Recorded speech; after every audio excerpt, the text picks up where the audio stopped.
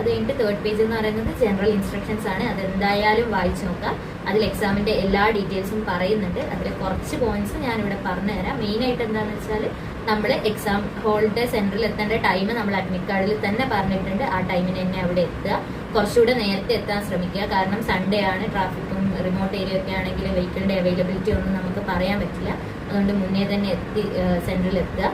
പിന്നെ എന്താ ശ്രദ്ധിക്കേണ്ടതെന്ന് വെച്ചാൽ എക്സാം എഴുതുമ്പോഴുള്ള കാര്യങ്ങളാണ്. എക്സാം എഴുതുമ്പോൾ മെയിനായിട്ട് നമുക്ക് എന്തൊക്കെ കൊണ്ടുപോകാന്നുള്ളത് വരുമ്പോഴത്തേക്കും നമുക്ക് അഡ്മിറ്റ് കാർഡ് കയ്യിൽ വേണം. Valid ID proof most probably നമ്മൾ അപ്ലോഡ് ചെയ്തത് ആധാർ കാർഡ് ആയിരിക്കും. അപ്പോൾ latest copy of Aadhaar card വേണം. ഒറിജിനൽ തന്നെയാണ് കൊണ്ടുപോകേണ്ടത്. പിന്നെ നമ്മുടെ എക്സ്ട്രാ പാസ്പോർട്ട് സൈസ് ഫോട്ടോസ് വേണം. ഒന്ന് മതി, പക്ഷെങ്കിൽ ഒരു 2-3 ഫോട്ടോസ് എങ്കിലും എന്തായാലും ഫയലിൽ കരുതി വെക്കുന്നതാണ് നല്ലത്. അപ്പോൾ അത് കൊണ്ടുപോകുക.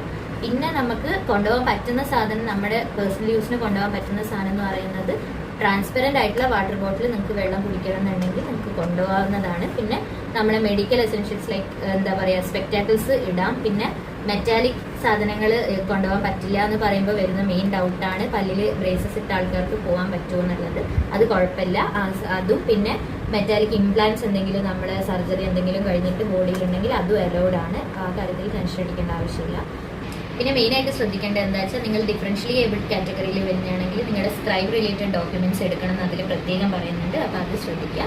പിന്നെ നമ്മൾ ഈ അണ്ടർടേക്കിംഗ് കൊടുക്കുന്നതിൽ അഡ്മിറ്റ് കാർഡിൽ എന്തൊക്കെയാണോ ഫില്ല് ചെയ്യാനുള്ളത് ആൻഡ് OMR ഓൾസോ ഫില്ല് ചെയ്യാനുള്ളത് ലെജിബിൾ ഹാൻഡ് റൈറ്റിംഗിൽ ഇരിക്കണം എന്ന് പറയുന്നുണ്ട്.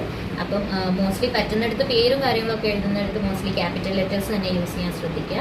നമ്മൾ എക്സാം സെന്ററിൽ ശ്രദ്ധിക്കേണ്ട ഒരു കാര്യം എന്താണെന്ന് വെച്ചാൽ എക്സാമിന്റെ 1 അവർ കഴിഞ്ഞിട്ട് മാത്രമേ നമുക്ക് ബയോ ബ്രേക്സ് അവൈലബിൾ ആയിട്ടുള്ളൂ. ബയോ ബ്രേക്സ് എന്ന് പറയുമ്പോൾ വാഷ്റൂമിൽ പോകാനുള്ള ടൈമാണ് മെയിൻലി ഉദ്ദേശിക്കുന്നത്. അപ്പോൾ ഫസ്റ്റ് 1 അവറിൽ നമുക്ക് പോകാൻ പറ്റില്ല.